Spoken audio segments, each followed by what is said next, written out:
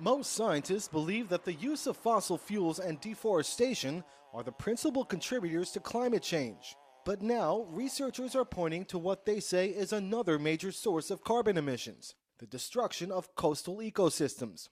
Brian Murray, an economist at the Nicholas Institute at Duke University, says the global loss of mangroves, seagrass, and salt marshes sends more CO2 into the atmosphere than most countries on Earth. Our best global estimates are that the losses are roughly 500 million to a billion tons of CO2 equivalent per year.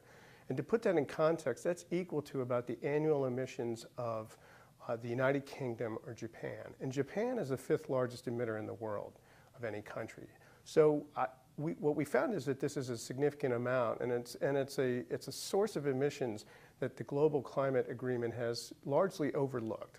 James Forkerin, a professor of biology at Florida International University, says the situation has been overlooked mostly because it's gone unseen. Unlike the burning of rainforests, most of the carbon in coastal ecosystems is stored in massive deposits in the soil beneath the vegetation. It's carbon that's been stored over millennia. So if we cut down and destroy these systems, that long-term storage of carbon that's been in there for thousands and thousands of years gets returned in a big puff up into the atmosphere.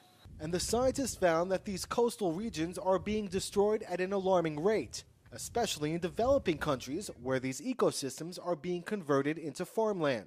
When you build a shrimp farm, you scrape off the top meter or so of soil, and that soil ends up, the carbon that's in that soil actually ends up in the atmosphere rather quickly, contributing to the climate change problem. Brian Murray hopes the findings will convince climate policymakers that serious funding is needed to create valuable incentives for farmers and landowners to leave these fragile ecosystems intact before it's too late. The loss rates of 3, 4, 5% within a century, it'll all be gone, and the carbon that's stored in it will no longer be stored there.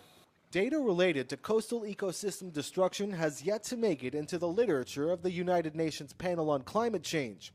The scientists hope these findings will change that at the UN Climate Change Conference in Doha next month.